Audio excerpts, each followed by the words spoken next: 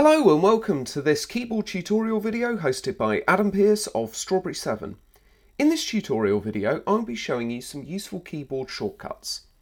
To make this a little bit easier, we're going to be using a on-screen keyboard shown here, and we're going to be doing some work in Word.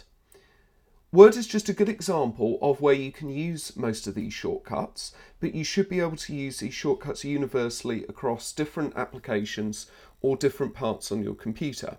I'll explain more as we go through. Let's begin with the keys in the bottom left part of the keyboard.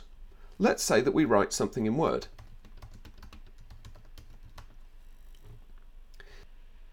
If we want to undo some of these words because we've made a mistake, we can use Ctrl Z. That works like this, Ctrl Z. And that will undo part of the words that we've written out here. This will also work for when you're doing other things around your computer, such as copying and pasting or even deleting a file. If you delete a file from your desktop and then you use Ctrl Z, for example, it should bring the file back. Give this command a try around your computer and you'll see how you can use it to this effect. The next command that we're going to look at is Ctrl X. This is for cutting something and moving it somewhere.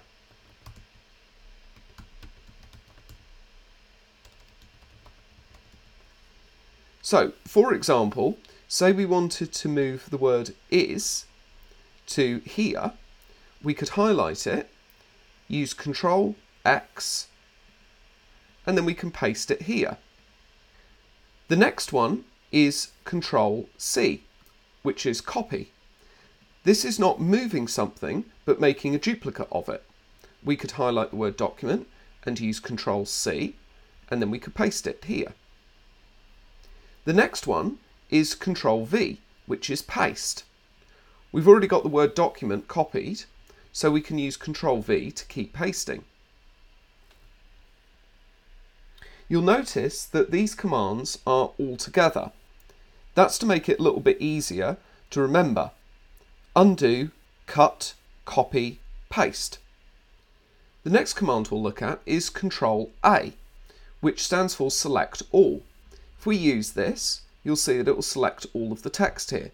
If this document was very long, even hundreds of pages long, Ctrl A would select everything, all the pages. So use this command a little cautiously. However, don't forget our earlier command of Ctrl Z to undo any mistakes you might make. As mentioned before, most of these commands work across your computer.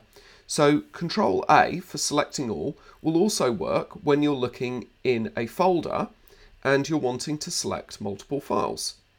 For example, we can use Ctrl A in this folder and you'll see that it will select everything that we can see.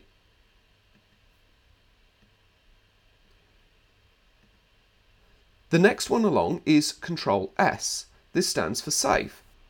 If we use this, it will bring up the save command. Again, this will work universally across most applications. The next one along is Ctrl F. This is for find. This allows you to find certain things in a document or on a web page if you're using a web browser.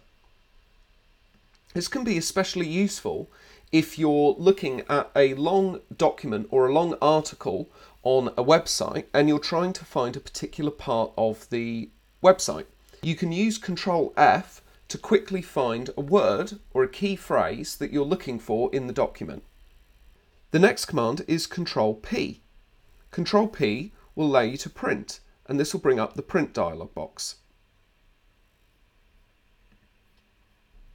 The last command that we're going to talk about is not using the Control key, but instead is using the Windows key, and that is Windows key L.